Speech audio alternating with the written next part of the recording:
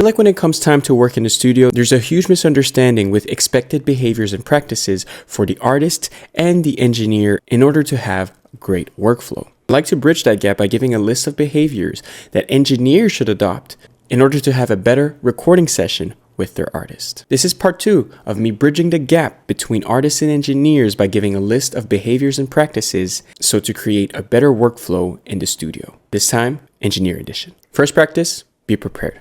Evidently, we're pretty good at this as engineers.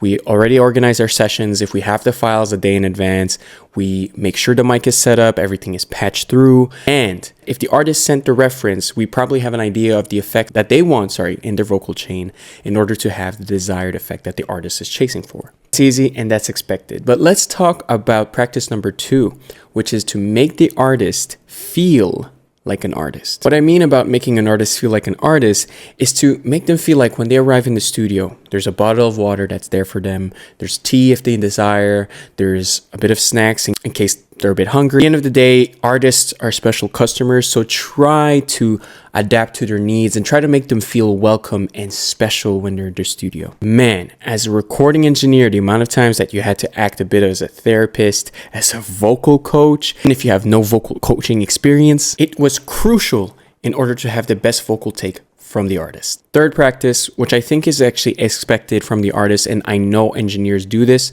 is to be fast. Creativity is spontaneous, so it's important to have a good workflow in your DAW, to know your shortcuts in order to capture the moments of the artist performing their great take in the studio. Fast. Remember that it is not your song. Duh. We engineers, because of our background in music, we study and hear a lot of music. Sometimes we set expectations on how certain things should sound, to the advantage and to the detriment of the artist in the studio. It's really important to remember that our job as engineers is to just make technically everything sound good, make sure that everything is captured, and to encourage the artist to perform their song in the most inspiring way for them. Just remember, it's important to be a good vibe, to really just assist the artist in realizing their vision for their song. Now, there's so many things I can talk about how we can bridge the gap between artists and engineers. So please share in the comments down below if I missed something. And I'd love to hear your thoughts on how to bridge the gap of misunderstanding between artists and sound engineers